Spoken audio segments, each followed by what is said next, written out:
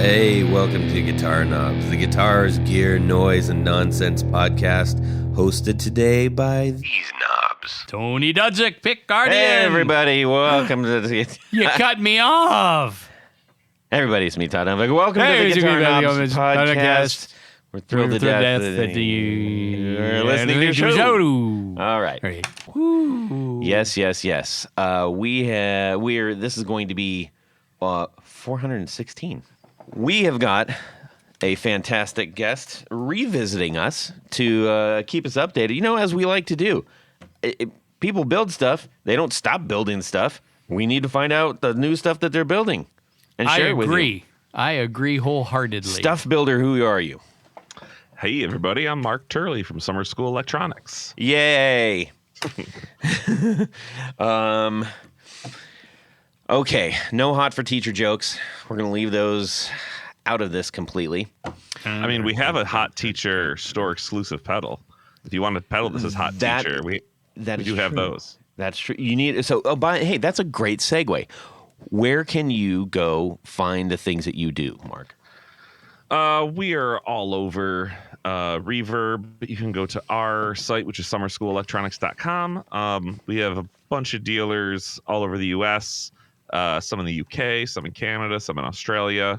And yeah, you can go to that whole Google machine. I'm sure it'll pop up.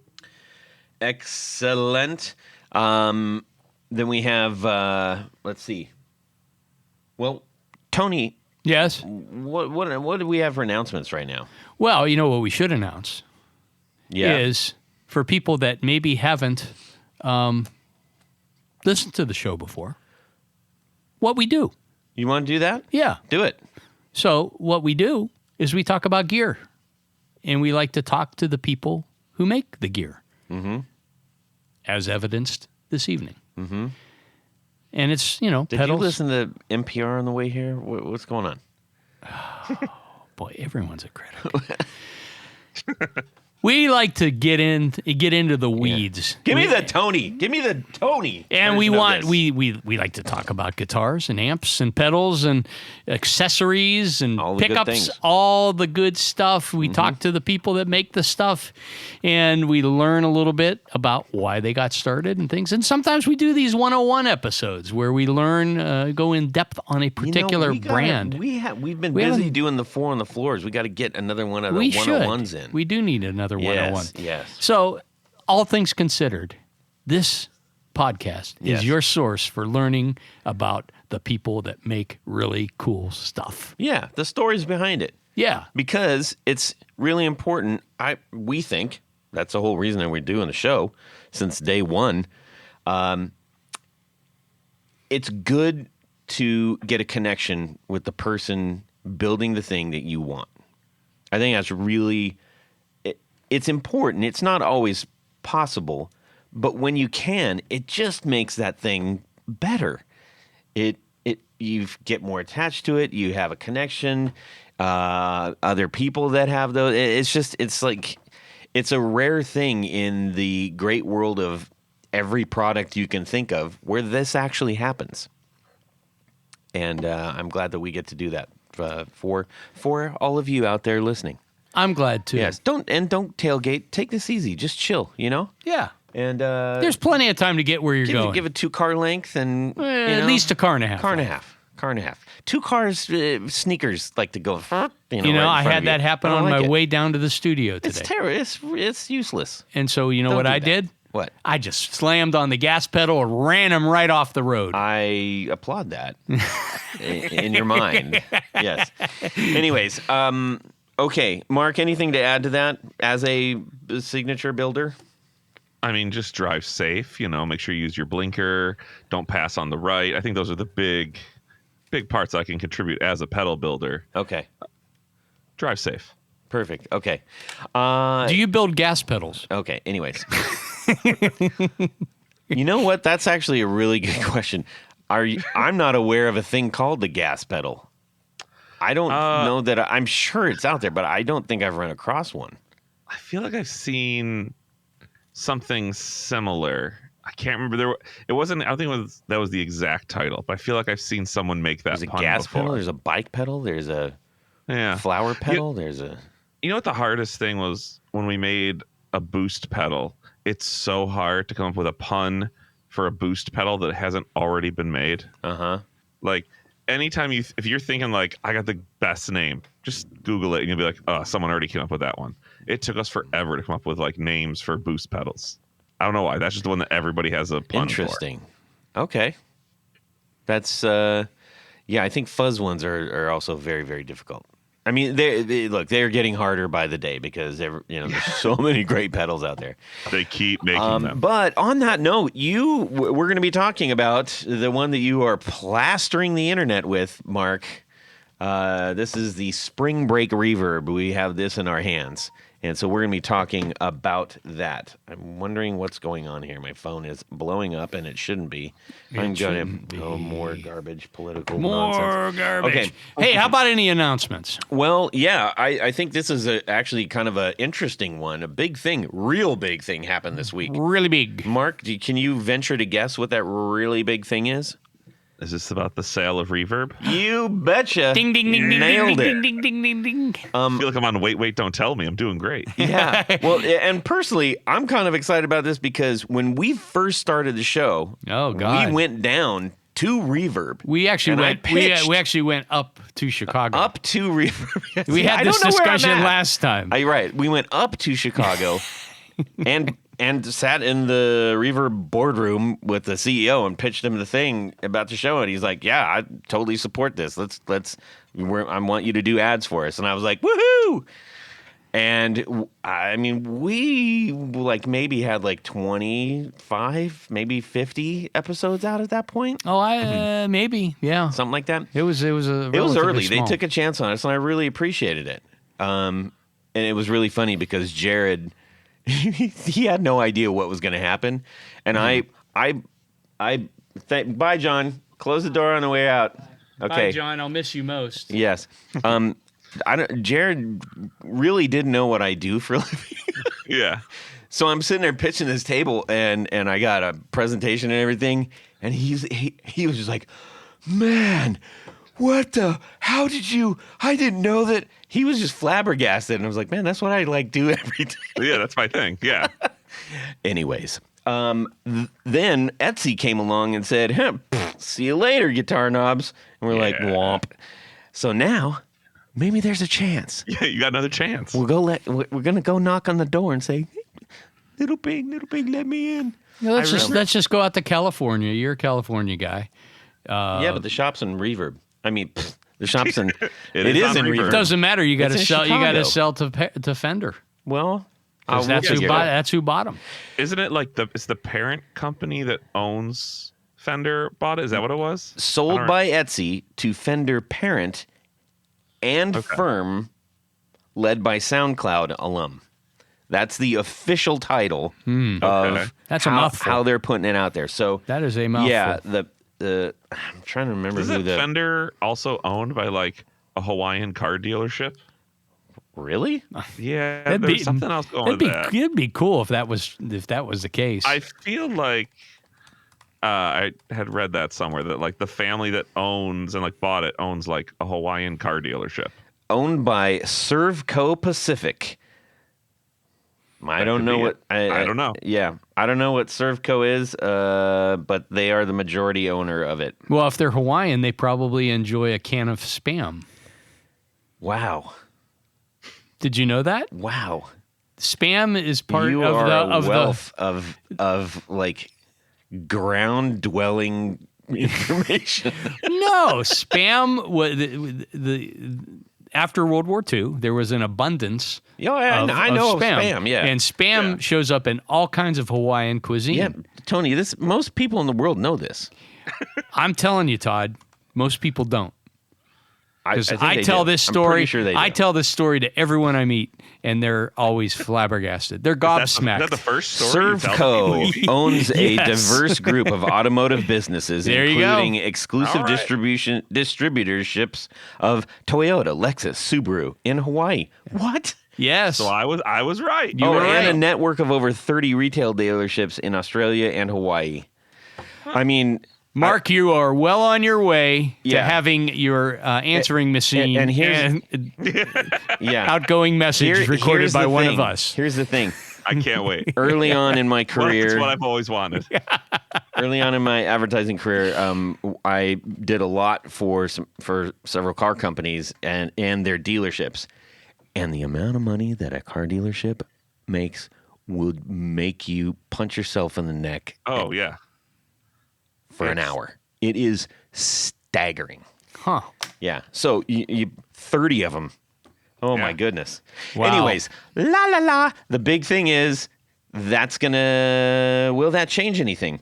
What I do think is interesting, and it says the lead was Etsy acquired the music gear company for $275 million. I think it was more than that. No, Tony, it wasn't. I'm pretty sure it was more than that I don't think it was. because that was my offer. No, in 2019, Okay. they sold it for $275 million. So I can't imagine what that is now. Huh. You know, with the A lot. yeah. I mean, considering how much eggs are, this has got to be worth a lot more, I would say at least 276 million. at least. Anyways, say so 276 we'll see eggs. what effect that has on the industry. We're not So, going to go deep into this or speculate. The because good we're not- news is we'll have a trip to Hawaii now. No, we won't. Yes, Tony. come on, Todd. no. Just send me. I will take care of this. I used to be in marketing. Do you know what the shipping on you would be? My goodness. Maybe we'll throw in a car. Yeah, maybe. Maybe I'll bring. How about this? I bring you back a Subaru. I like that. Pretty good deal. Okay. Aside from that, we do have an announcement. Do you know why, Tony? I don't know. We just had our 9th anniversary. Oh, that's correct. Yes. Happy anniversary. Yay! Yay! Wait, did I get taken out for dinner or something? Nope. Did I get took myself flowers? out for dinner. I didn't even get flowers. Yes. I don't bring you Wow. flowers anymore. No, All right. you We're don't. getting pretty silly. Everybody's like, shut up and talk about guitar stuff, you dopes. Anyway, it is a big deal. I'm very happy. Tony, thank you so much for being here and doing everything you've done to help grow the show. Truly, I mean that from the bottom of my heart. And I'm not messing around, people, because I'm serious when it comes to friends. He's tearing up over here. Okay, enough of that. So, yeah, let's find out what's going on in our music world this week. Go, Tony. Well, so about 6 months ago, I toyed with the idea. Mm-hmm. And after our discussion last week, and you asking me if I had a particular instrument that you could borrow. A baritone? Yes. Did I just ruin your thing? Well, that's okay. Okay. You won't want this anyhow because right. it's not what you think. Is it like a mandatone or something? A bandolin? It's a mandolin. Can you imagine trying to play a baritone mandolin? That would be the hardest thing in the world to play. It would be. Well, about 6 months ago, I talked to my buddies over at Guild, which is now Yamaha. Speaking of things getting purchased. Yeah. And I wanted to get one of the, and we actually talked about this at maybe 30 episodes or 100 episodes ago, about a baritone 8-string acoustic. Oh my gosh. All right. So here's the deal. So this is what I ended up procuring, and it'll be here tomorrow. When you're saying 8-string, just so we're clear, it's the sympathetic string. It's a 6 with 2 sympathetics, right? 2 octaves. Oh. Not sympathetics. Okay, not sympathetics. Okay. They're not sympathetic at all. All right. Which ones have the octaves? Like, well, So it'll be the middle 2. So oh, okay. in what would traditionally be the D and the G. Yeah, but in this case, But in this case, it's actually the A and the D. Gotcha. So the baritone. So here's what I got. It's the Guild BT 258E. So there's a mouthful, right? Guild BT 258E. E. There it is. Okay. Boom. It just looks like a regular guitar. Yeah, but it's not, because it's a baritone, so it has a longer scale, and it has 2 octave It's a jumbo, strings. too. It's a jumbo. That's my favorite. I do like a jumbo. Thank you. Yeah. That's why you like me so much. I was going to let you say that, not me. Okay, so what's cool about this is, 1, it's a baritone. 2, it's got the octave strings in the middle, so it actually brightens up the sound of a Barry, because sometimes they can be a little dark sounding and on the lower end. And this one's tuned B to B, so it's literally a full step down. Yeah. It's got a built-in Fishman pickup, and did you get it? It's coming tomorrow. Oh, okay. So you have it for the next episode. I will have it for the next Mark. episode.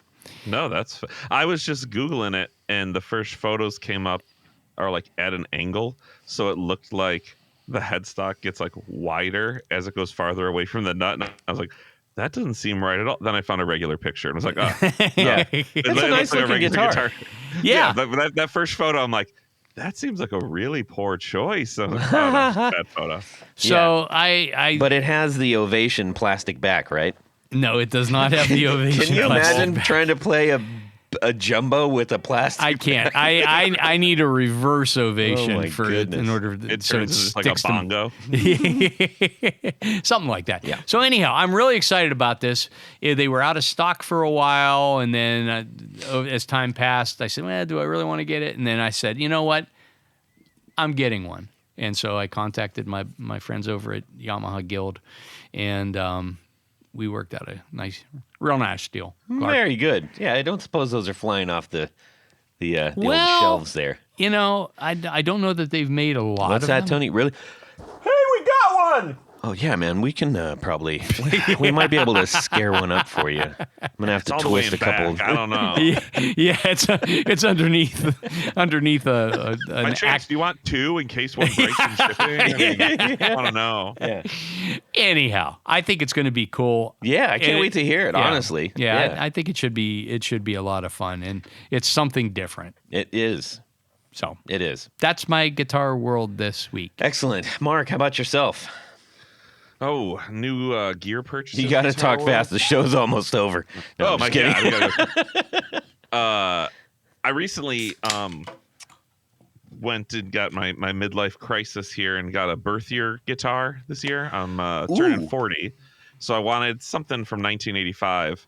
And the problem is that there wasn't a lot of good guitar stuff going on in 1985. Like, I just couldn't find anything that like all the Fender Tellys had those like weird bridges that had like the really long screws for the saddles. Do you know what I'm talking about? Mm-hmm. Yep. There's like a weird style, and I'm like, I don't know. I could get like a JCM 800, but those are so loud I would never be able to like practically play it at home. But I found a made in Japan 1985 Telly. It's two-tone sunburst. So nice. Yeah, and it was like not too crazy expensive. So I was like, yeah, I'm going for it as a early birthday present to myself. So that just showed up I don't know, a couple weeks ago. Nice. And that's been like my number one lately, demoing pedals and doing all this stuff here. Yeah, I mean that is a really good era, especially for the Japanese. I mean, actually, for up until was it 83, 84? I forget whenever the U.S. production began again. Yeah, that's all you could get. And yeah. And they're really well made. I think they were made in the Terada factory in Japan. And yeah, you can't go wrong with those. I've owned several from that era, and they're really nice guitars. Yeah, it has a little bit of a different neck than I'm used to, because I'm used to playing like more modern Tellys with whatever the shape is. This one's just like a little bit thicker, and I'm like, I don't know, but like playing a different neck just has you playing a little different style, you know? Yeah, usually now that's unusual because a lot of times the Japanese models had thinner necks than you would expect off of a U.S. model or something like that. Yeah, it just or maybe it's just me being crazy. I just know that it's different. Like my first thought was like, I think that's thicker than I normally go for, but I was like, I mean, it could just be being just crazy, but I haven't measured it or anything. But I just started playing. I'm like, actually, I kind of like that. It's kind of grown on me. Yeah. In the past couple of weeks. So that's cool. Yeah. You could have got a Fender Katana. If only. From 1985. Yeah. Yeah. Yeah, could have. Well, maybe we'll save that one for my First 50th, birthday. yeah. Or for someone else. Or for Todd. Let's buy it for Todd. Yeah. No, that's really cool. I tried to do that with one of mine, and I couldn't find anything that I thought, oh, maybe I'll try to get myself like a Les Paul from, and nothing. And even you guys were like, yeah, they didn't really even make them. There was a was it the recording? Yeah. Les Paul recording. Yeah. Well, that's the thing. Like the 80s in like guitar land was like shreddy heavy metal stuff. Yeah. And I'm like, that's not really what I do. So I'm not like into that. And even some of the more kind of like traditional stuff that I'll like actually use. 'Cause I want something that I'm actually going to play and gig with and stuff. And I just couldn't find anything that was like cool enough to be worth it, and then practical enough to use, Well, you could have retro wasn't really cool then. Yeah, well, in the 80s was all like, that was the guitar world, and everything else was like synth and pop and keyboards, and everyone was going to those giant racks instead of like stomp boxes, So it was just a weird time to go hunt for guitars, I guess. Yeah, lots of that's kind of like the first real wave of single pickups too. I think I feel like that's a lot of like Charvels. And you mean like the Jacksons Super stuff. Strat stuff? Yeah, but just single bridge Single bridge. pickup. Yeah, that's all. You need. Yeah. So So I was really happy with this little Telly I got sitting over there in the stand. It's pretty Nice. cool. Yeah. And you said cool. it's a 2-tone burst? It's a 2-tone burst. I think they replaced the original pickguard with it's like the 1-ply white pickguard. It only has like the 5 screws on it. But I might swap that out for a black one. I'm on the hunt for that little thing. I know a guy. Yeah, I might go do that. That's excellent. Well, speaking of guitars, so I apparently turned up a lot of people's ears. When Hey, Todd, I what said, about you? Thanks, Tony. The baritone thing I was mentioning, I checked with a couple people, and Billy, shocker, who has like an entire warehouse full of Telecasters, is like, he's like, yeah, man, I got you a Fender Custom Shop baritone. I'll let you borrow. And I was like, what? Okay. So I played that. That was real weird. That was weird. Yeah, it's on a Telly especially. It was real weird. I have a Parts Caster baritone Telly, and it's a sound. It was real. It wasn't super player friendly.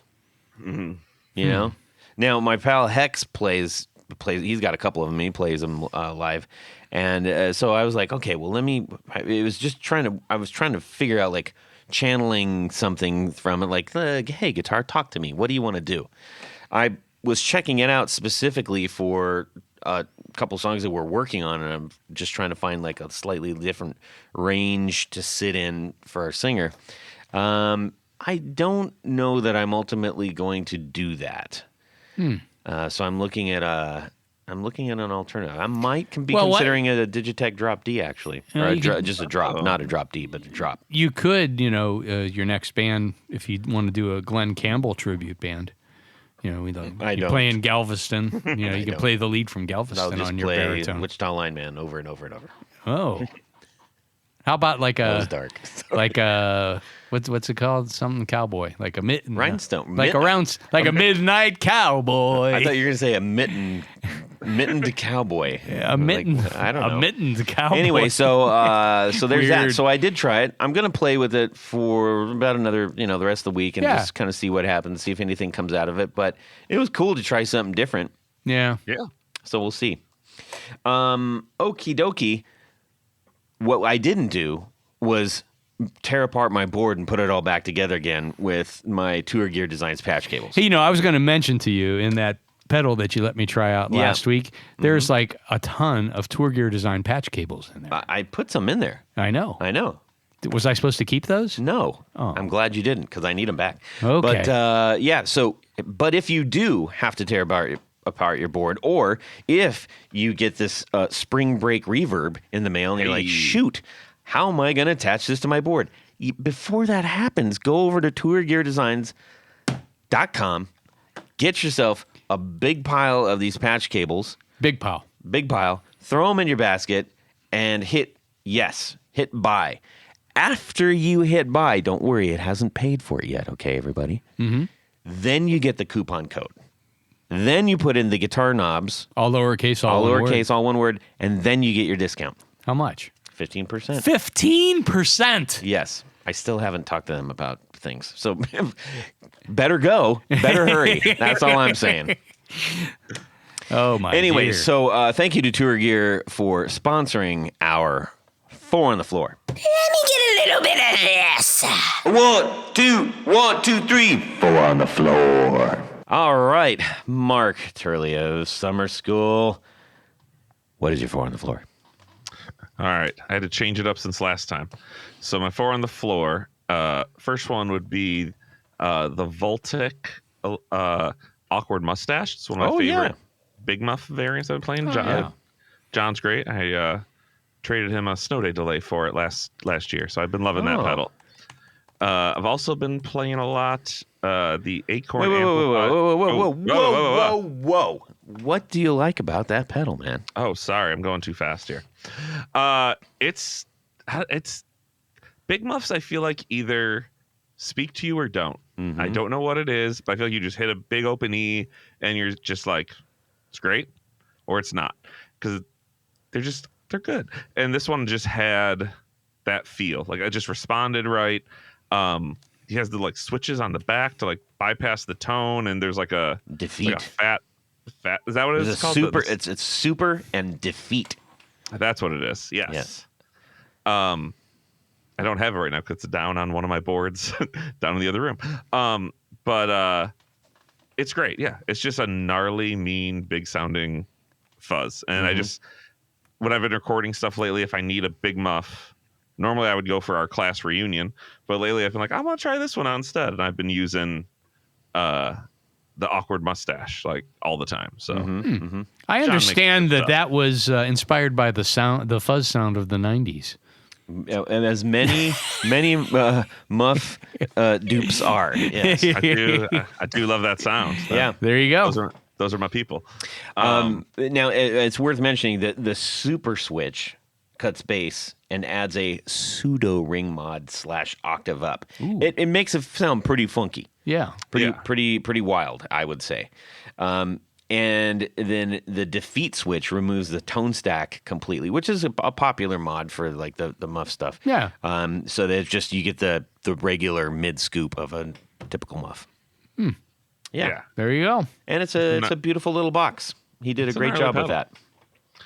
Now can I go on to number 2? Yeah, come on. We don't have all night, dude. All right, I'll try. Chop. I don't know what your cursing rule is on this. Well, if you think you can't say it in front of one of your students, I wouldn't.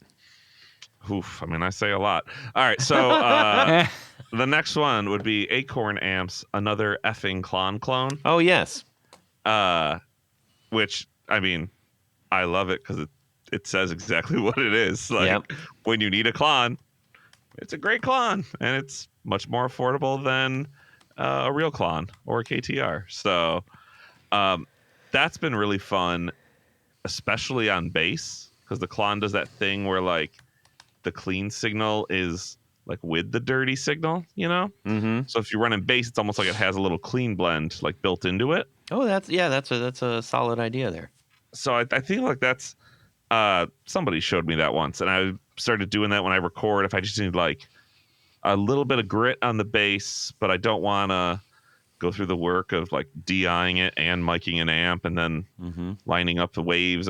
Just like, no, do that. That little clon bass trick is super, super helpful. And they have a little, I think it's a bass a little switch on it. I think puts in more low frequencies, which is also super helpful for that trick. So indeed. And Acorn's they got a good group over there. They make some really fun stuff, and I love Tyler and Bill. Bill was right next to us at NAMM this year. I was just gonna say you guys were like box mates.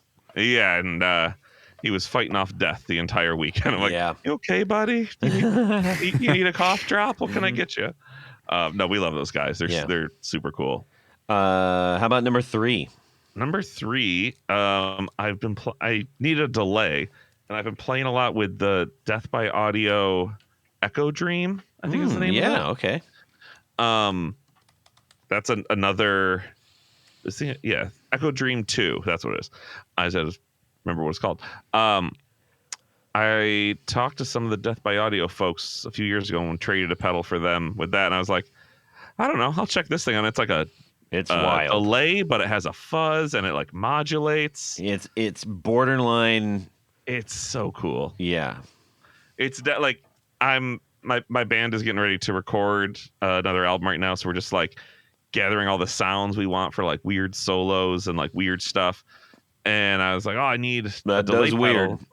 You gotta weird. You gotta keep it interesting. Yep. And I was like recording a demo, and I'm using that. And once I hit that Echo Dream 2 for the solo, I'm like, I don't think I'd ever be able to like practically control this live. But like if I'm like sitting on the floor next to it and can tweak the knobs and be like, all right, ready, hit record, it works right now. Like it's super, super cool. So that's been so much fun to play with. I don't know that they could have gotten any more on that pedal. I love that thing. It's so silly. It's awesome. And then number 4. Number 4, I got last summer. That's my dog. That's Gladys. Hey, Gladys. It's not your pedal. Or maybe it was Gus. I don't know. It's one of the dogs. Anyways, the number 4 is the Earthquaker and Death by Audio Time Shadows reissue that they did last year. I don't know if you messed around with that at all.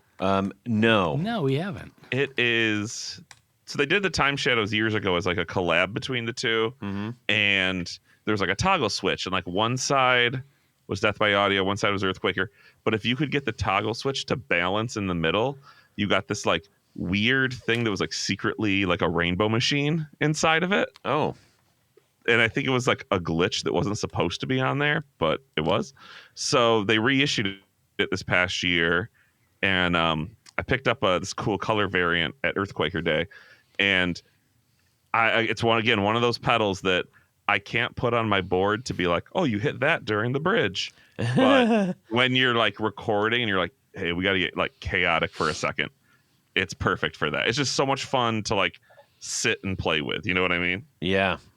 Yeah. That, I mean, just the description of it. If all of you are like, well, what do they call this thing? It is a subharmonic multi-delay resonator. So yes, take that as you will. When you need a subharmonic multi-delay resonator, this is the one to get. Well, maybe many people don't know that they need one. Exactly. Maybe they should just get this and see. It's a pedal you didn't know you needed. And the coolest part is like Earthquaker's been doing this series their past couple pedals where there's like 4 knobs and like a little light button in the middle to save presets. So they assigned it with 6 presets right out of the box. Yeah. Some are more Earthquaker side, some are more Death by Audio side. So if you're like, I don't know what this thing does, and you just scroll through the presets, you're like, it does like a million things. And that's before you even start tweaking the knobs, and you're like, this thing's wild. So it's if you're looking for something that you're like, I'm just not inspired to play anymore, this will get you there. It's just super fun to play. I'm struggling to know how this goes with your double burst Telecaster. Oh, it's pure chaos. It's completely well, like it's just that is that's one of those ones when you're walking down the street in the neighbors Nashville. do a wellness check. They need to make sure you're okay. Yeah, because it just sounds like all the computers in your house have become sentient and taken over. Yes, nice. Yeah. Well, speaking of sentient, I don't really have any. Speaking of for that, I talked you into a corner. I win. He literally blanked out. I did blink out. I told Tony, I said, Tony, I'm running on fumes, man. So bear with me. Speaking of sentient.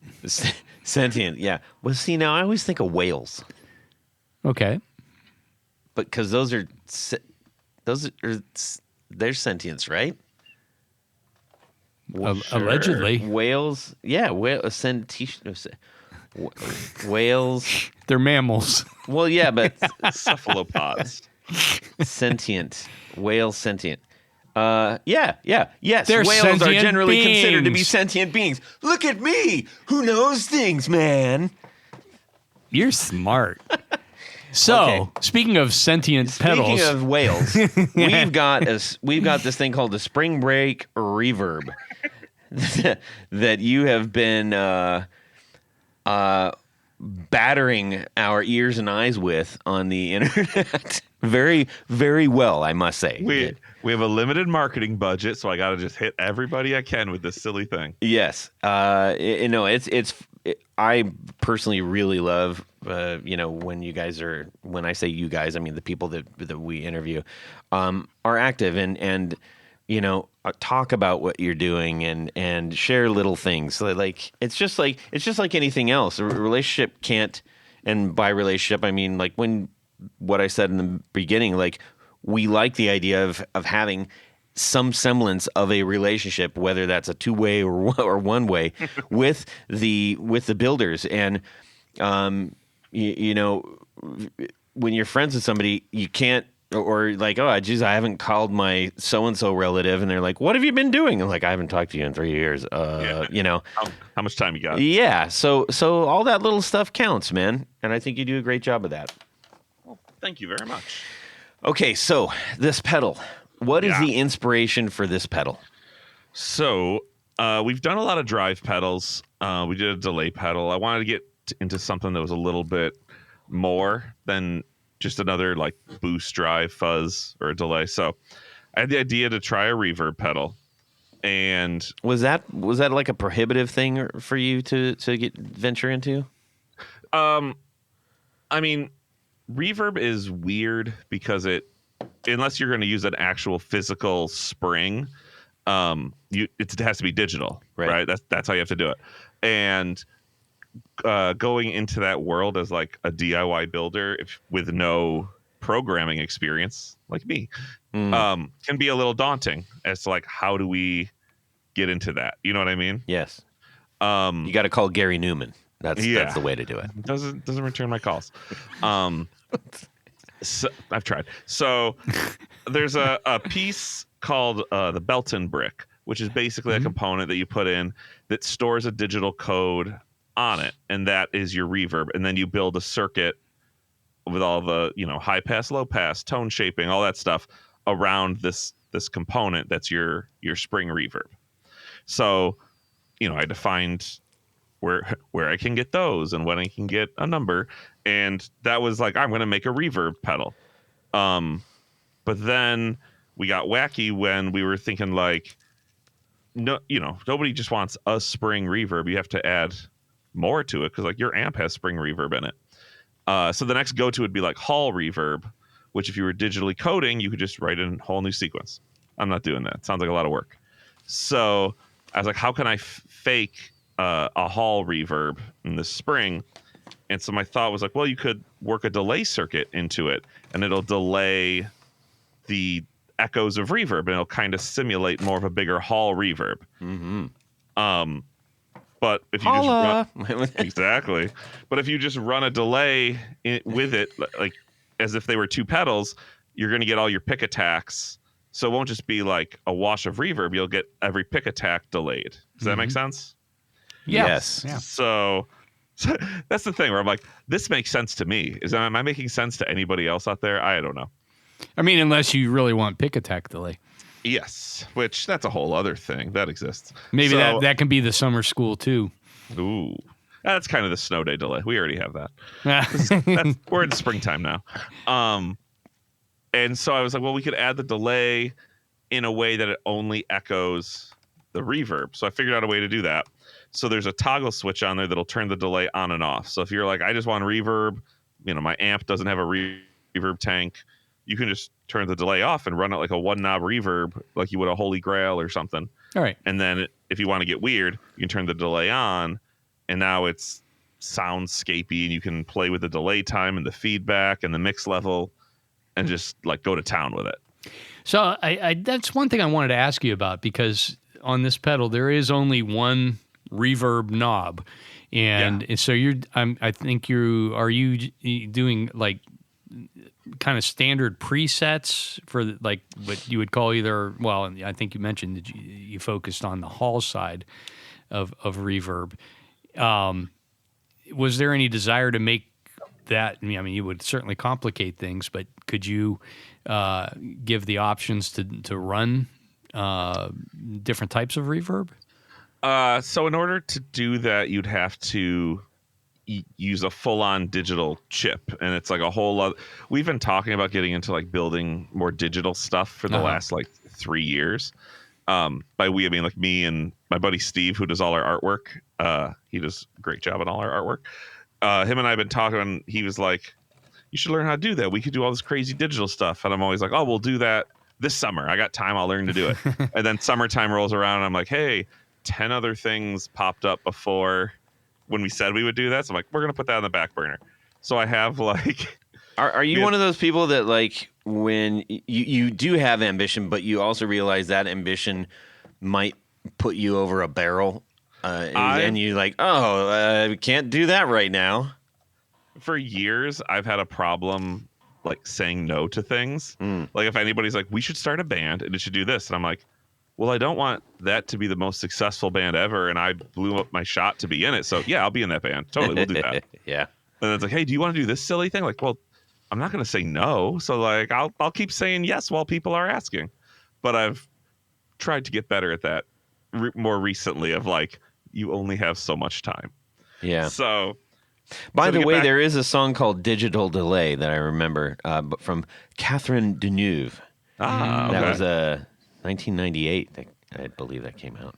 So, yeah. So in order to do a reverb, but not go into like learning how to do this whole coding thing, I had to use that brick piece I was talking about, because that has the code already set in it and you can't alter it. Okay. So that was kind of like the challenge of, well, how can you tweak that in an analog way? So it's really kind of like a hybrid. It's like a digital reverb, but there's all these analog parts in order to make the reverb and delay work together. It's a cyborg. It is definitely a cyborg pedal. And then we had the idea for the name was, we're doing the whole school thing. Yeah. And I thought of it in like the spring of 24, or like February-ish of 24. And I was like, well, it's spring break. It has to be released in the springtime. And we already had a release schedule set for that year. And I'm like, there's no way I'm going to get this thing done in springtime. I'm going to have to sit on it for a whole year and release it in 2025. So I've been sitting on this idea to get this thing done for, over a year just to get it out now. That's fun. Purely for marketing. Cool. Do you think you'll ever, based on the school thing, do a pedal called Forced to Serve as Lookout as older kids bully you into pitching pennies and getting caught by the principal? Is that like your signature pedal? Is that what we're getting? I feel like that's hitting. I think. I'm just saying. Todd has revealed that's a common lot. occurrence, right? Do you want to hit pause and talk about it for a minute, buddy? I can put you in touch with our school counselor. I'm a little worried about you. Yeah, you should be. Yeah. This ended up being when you look at it, you're like, okay, yeah, it's reverb, it's delay, okay, but it's got a very different characteristic to it. I wasn't expecting what came out of that. Oh, I hope that's in a good way. Yeah, no, it was honestly, it was good. It was kind of refreshing, because like I was like reverb, and I'm twisting, and I'm like, am I supposed to get more reverb or just louder reverb? Or yeah, and then you hit the switch, and you're like, oh, yeah, and then the delay. That's one of the things in like the past couple pedals that we've done, like the science fair, that's like our Rat and Tube Screamer in parallel, or the class reunion, which is like our Big Muff and our Trash Panda overdrive together. I've tried to make it a rule of each pedal should be fun to play on its own, but it should also be practical and usable in like a band or a studio setting. Like, right. I don't want to just make something that's like the pedals you buy. Yeah. Well, I don't want to be like.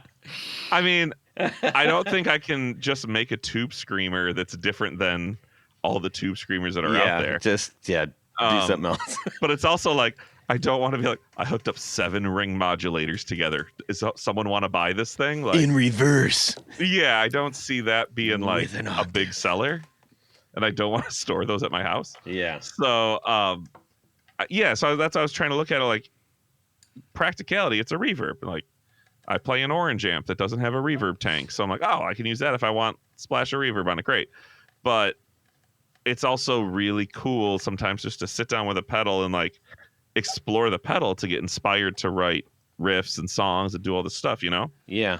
So I want to have something that's like you can play with it and then you can totally bring it to band practice and like, well, we're not going to outer space with it. You could tone it down and still have it be practical and functional, you know? Yeah.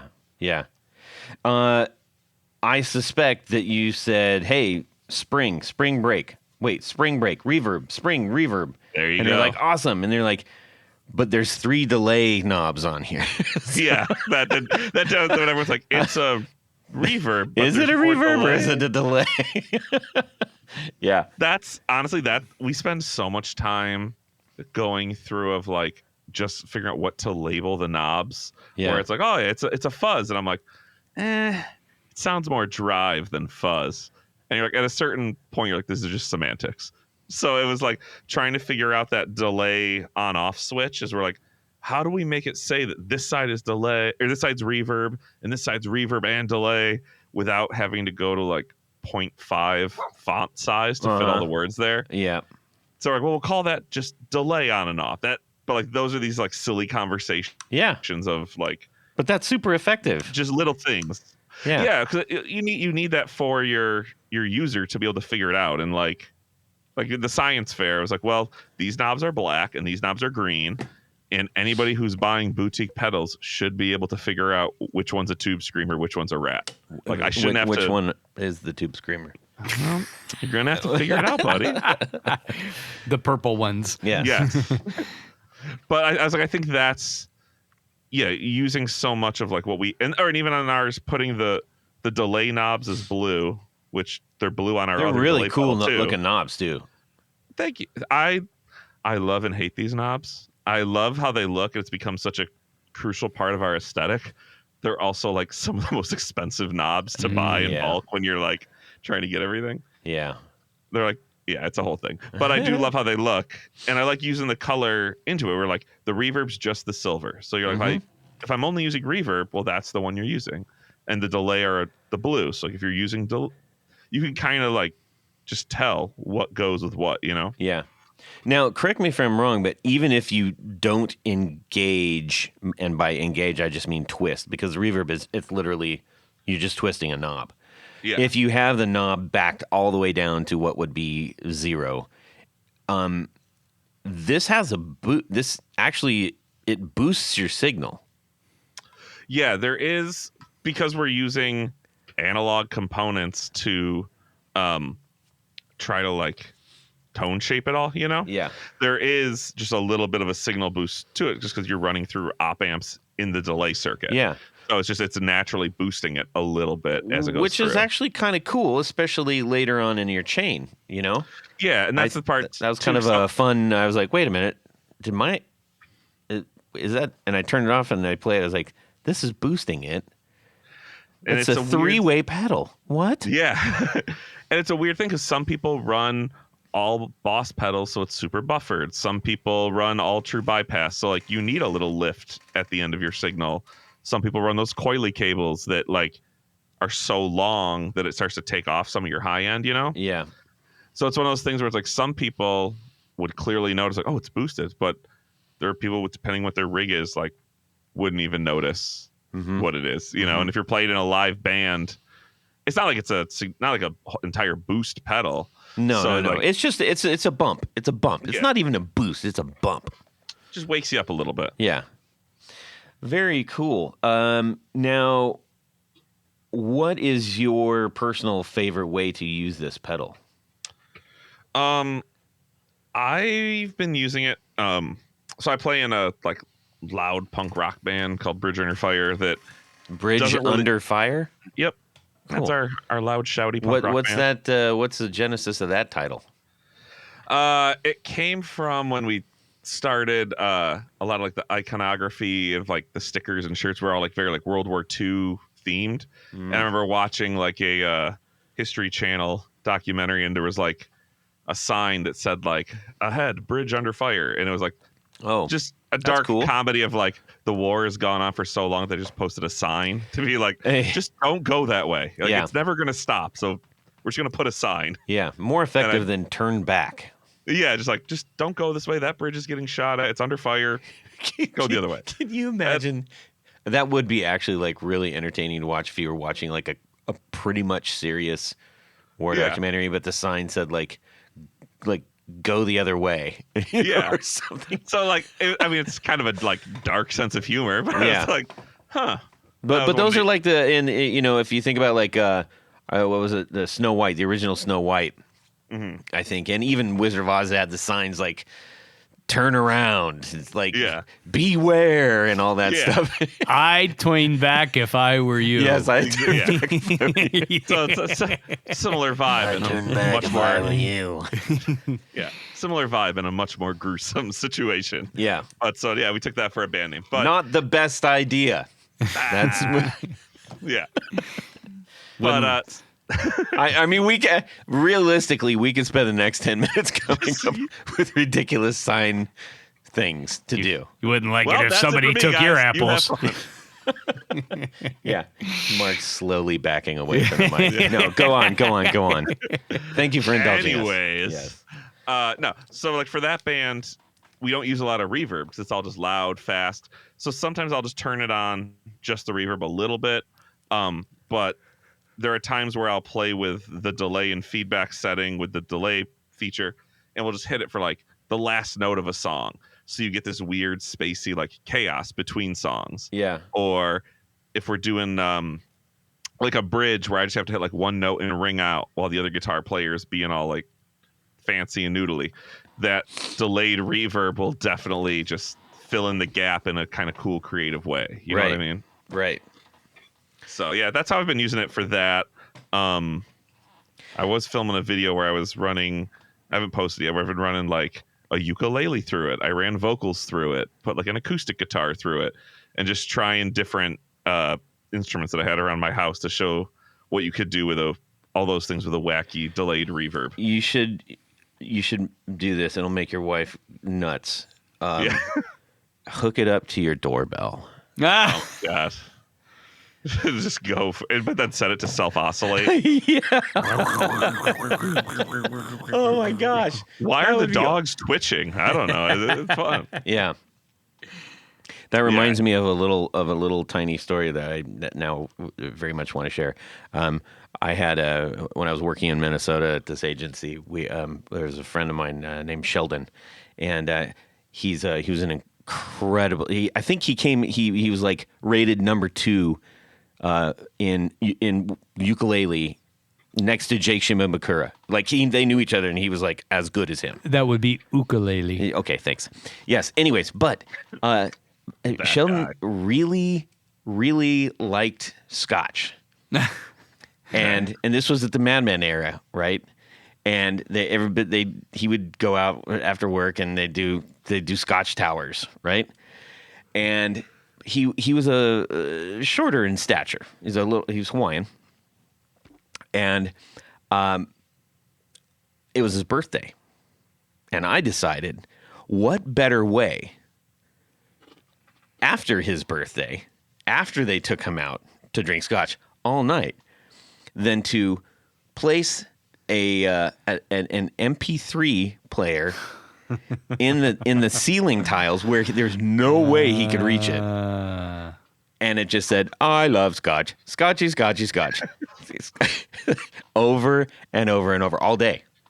And he was stuck in there because he was like doing motion graphics, so he couldn't like walk away. It was amazing. Okay. That's my little story. That's a lovely story. Yes. Yes. So what else have you got in the oven, my friend? So we have another modulation-esque pedal that I'm working on right now. It should hopefully be out this summer. And then right now we have a lot of like events coming up. Like we're jokingly have our summer school world tour, which is I got the dates here on May. I don't even know. I don't know what day this episode comes out. But May 3rd and 4th, I'll be in Toronto. When this episode comes out? This episode will be out. Let me tell you when that is. That date that you're speaking of in a moment.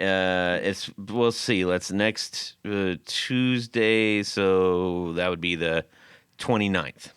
So this upcoming weekend, if you're in the Toronto area, you should come to the Stompbox and Synth exhibit. And we will have a board there, and I'll be there, and you can play all these fun pedals. Awesome. And then the weekend after that, I won't physically be there, but we'll have a board at the Tokyo Pedal Summit in Osaka, Japan. Oh. And I just sent that over there and had to send a bunch of stuff to our reps over there, so you can go play stuff. If you're in Japan, go check that out. That's super cool. Yeah, we got some people in Japan that listen to the show. Yeah. Well, you should go to the Tokyo Pedal Summit at the... Man, that would be amazing. From what I've seen and heard, it looks pretty cool. I bet you. I wonder if... you know what? Hopefully, yeah. Gil's listening to this.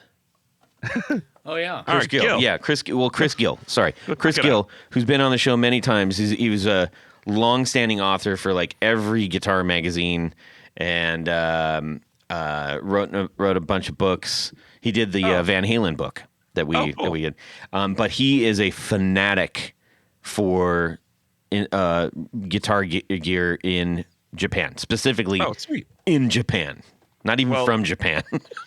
Then he'll probably be there. He probably will, like legitimately. So that's the May 10th and 11th. And then the week after that, I'm doing an in-store event in Warwick, Rhode Island called Fuzzy's Fine Guitars. It's a new shop that's just opening. Cool. So I'm going down there to do that. And is there a big gear scene in Rhode Island? I don't think we've had anybody on the show from Rhode Island. If you're from Rhode Island and you build gear, get a hold of us. Check out Fuzzy's Fine Guitars when it opens. You should also check out Rejects Beer Company. It's a fun brewery that my friend is like the guy at. Dog likes it. And then Gussie loves it. And then in June, I'm going down to Small's Music Shop in Delaware to hang with John from Voltic and do an event there. So we're going to be at Earthquaker Day in August. We'll be doing Fretboard Summit in August. Like, I'm all over the place this year trying to get all my travels in. That's awesome. That's awesome. We're busy, I'm happy busy that folks. you're and you get to do. I mean, as a teacher, that's one of the perks. Having a little bit of pretty nice. extra time. Once it gets to be summertime, I'm like, all right. I'll be working. See you later. Yeah, I'll be working on the weekends and off of work during the. I'll still be working up here, but I work from home during the week. Yeah, nice, super cool, man. Yeah. I really appreciate you sharing that with us. The Spring Break pedal is pretty cool. Everybody, make sure you go do your diligence, check one out, get your hands on one, and make your life a little better. That's the tagline for that. Okay, Tony. Yes, Todd. What do we got? Well, at this point of the show, would you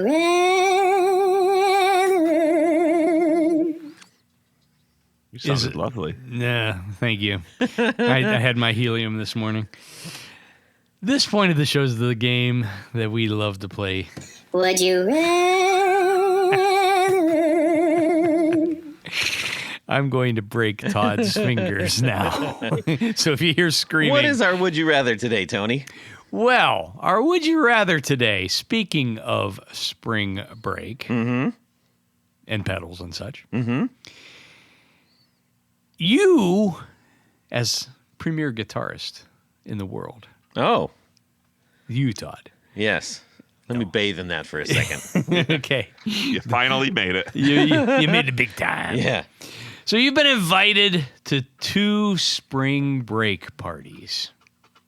And these are pretty high-profile things. Wow. Very high profile. Uh-huh. Except... I smell a free vacation. Maybe so. Well, I'm going to Hawaii to pitch this sponsorship. I appreciate that. So, Yes. yeah. Well, no, I'll just. Can you write me a check? I will. Okay, thank you. These are pretty high profile, except that both of these people are, how shall we say, past their prime They're high slightly. profile, but I'm guessing maybe Long not in the as tooth. high profile. Little long in the tooth. Little long in the tooth. Okay. So, option one Mm-hmm. is you get to play guitar with Diamond David Lee Roth, Whoa. and that is taking place in Daytona Beach. Okay, that sounds like a blast. That sounds like fun. Option two Uh-huh. is playing guitar with Vince Neil Oh, from Motley Crue fame, of course. okay. That one's in Miami. Uh-huh. Now, here's the rub. Okay. The guitars that you have to play maybe are a little less than desirable for your particular... There's budget involved. Yeah, I understand that. you understand. So, in Vince's band, he requires... Please tell me it's a Keith Urban guitar. That would be good. But no, it's Okay. not.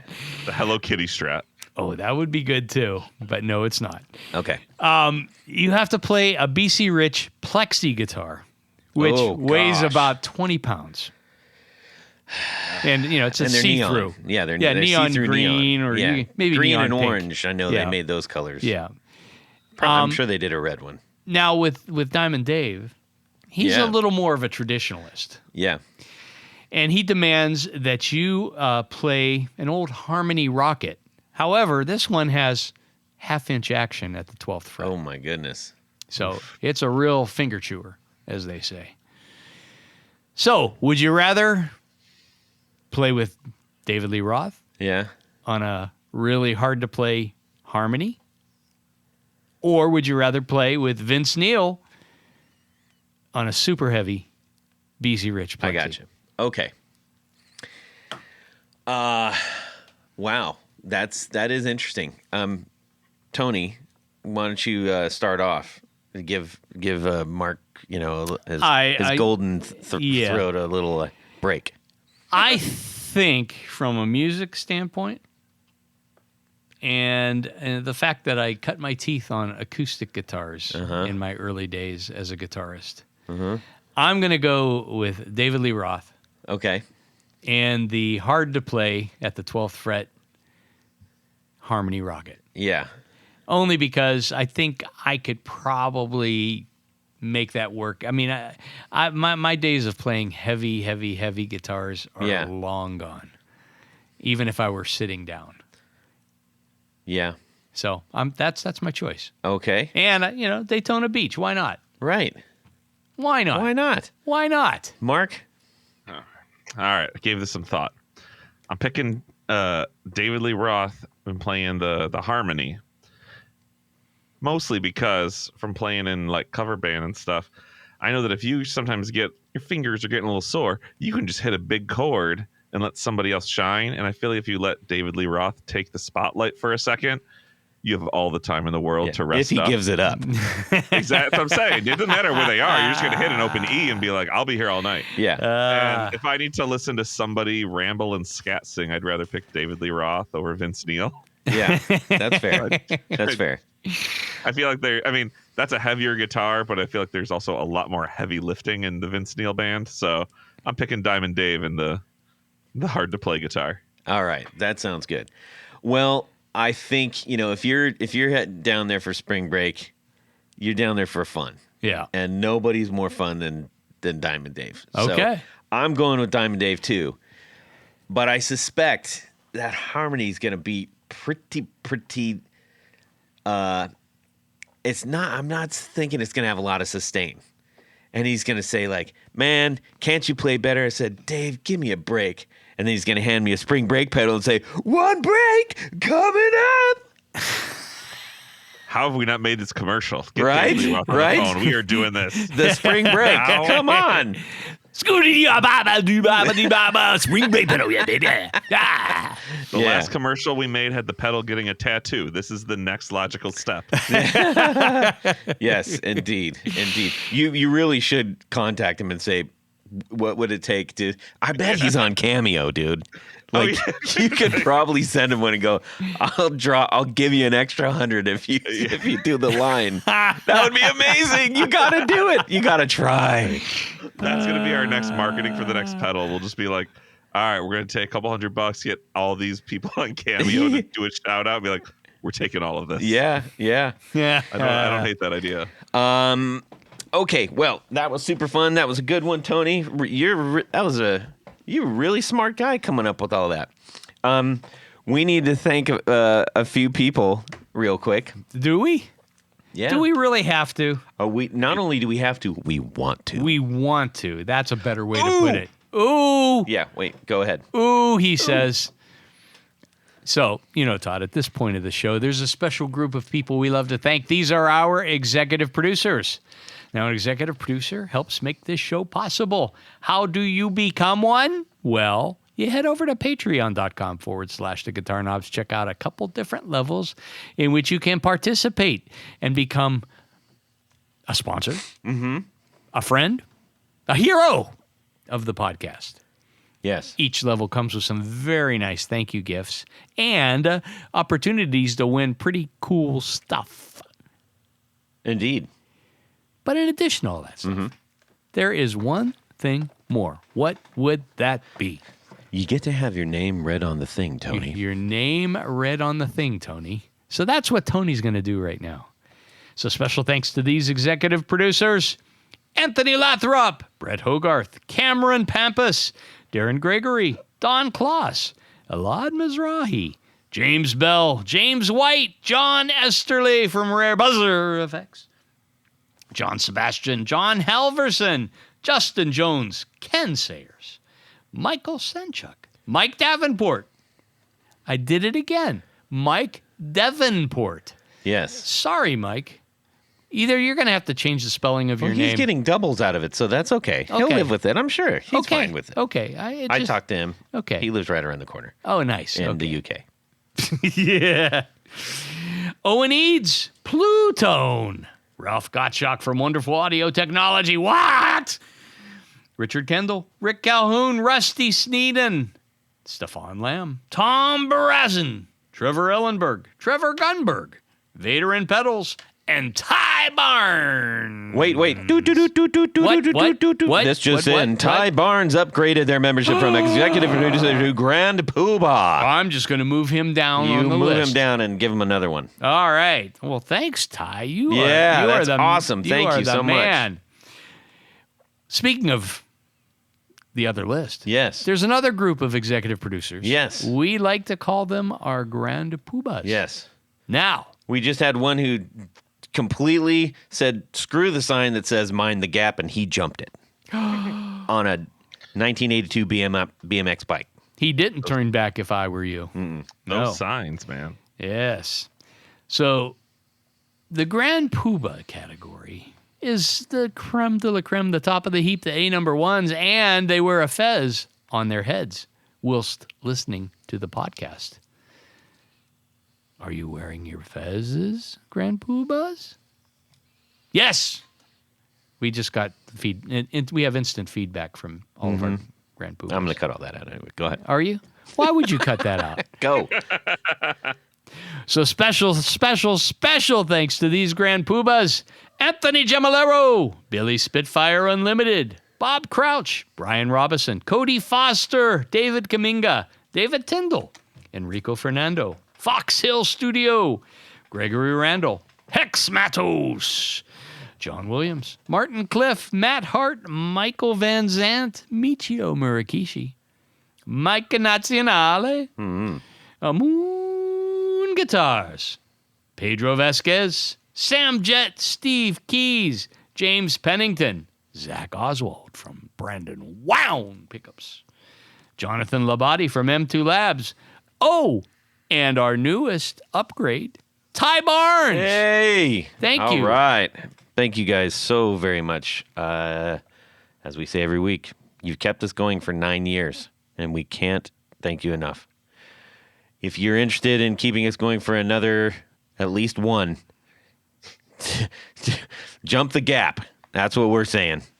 All right. Thank you all. Now, Mark, we need to say a humongoid thank you to you for taking time out of your busy day. And as a teacher and as one who's married to a teacher, I totally understand how much time is dedicated to teaching, and we salute you for that. So thank you for taking time out of that. I appreciate it. Thank you for having me, guys. Where can people go get your stuff? You go to summerschoolelectronics.com. You can go to our Reverb site. If we have a dealer in your area, you could hit up the dealers and play it and get it right there and support small businesses. We have a whole list of dealers on our website, so we're all over the place. Excellent. And make sure that you try to catch Mark and all the summer school pedals and everything at one of the 27 things that he listed. Yeah. Okay. Tony? Yeah? Where can people find the crazy things you do? Well, go over to pickguardian.com. Check out the stuff that I do. What do? I make custom pickguards for guitars and basses, too, and mandolins. I haven't done one for a banjo yet. How do you get one? Shoot me an email. Let me know what you're trying to do, what you need, what color you want, what pickups you're putting in, all that stuff. I will probably have some good advice for you. I've been doing it for 1,000,000 years. It's your opportunity to make your guitar even more your own. I love it. All right. You can shoot me a DM on Instagram. We'd love to hear from you. Give us a new Would You Rather. Think you got one that's as at least as good, if not worse, than what we just did? Then send it our way, doggone it. We'd love to read it and give you a shout out. Tell us what you thinking of the show. Tell us about your gear. Any new gear you got. Start a conversation. That's all we're asking. It's great. Yeah. I spend a lot of time during the week talking with folks on specifically on Instagram. I think that's the place. So anyways, Mark, thank you so much. Ladies and gentlemen out there in the world, have a fantastic guitar week and subscribe. Bozy, bozy, bop, biddly bop.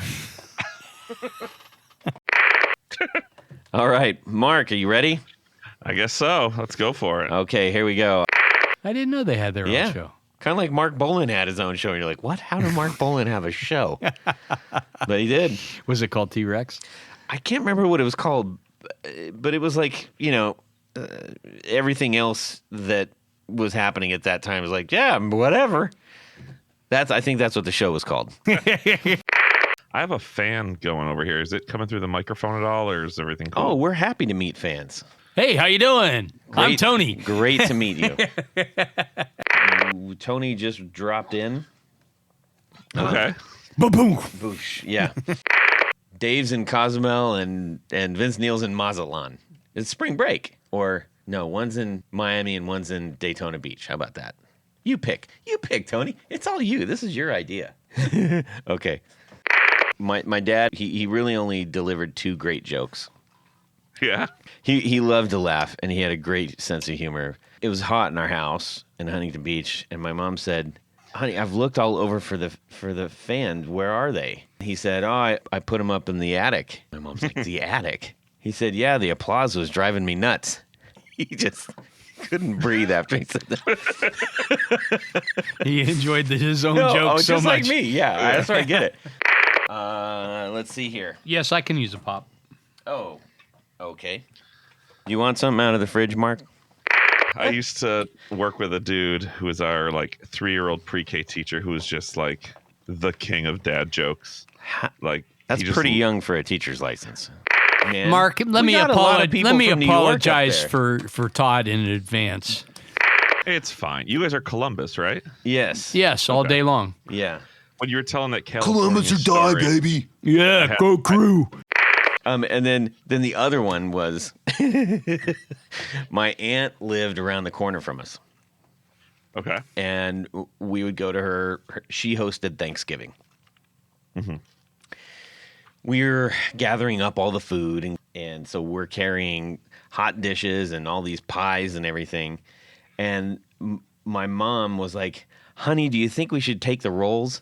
And he goes, no, I think we should take the Volvo. And he just folded over. Are you trying to climb the old corporate ladder there? I'm over here building my escape pods, one potentiometer at a time. Yes. Well, make room for us, will you? Yeah. Would you like a salsa?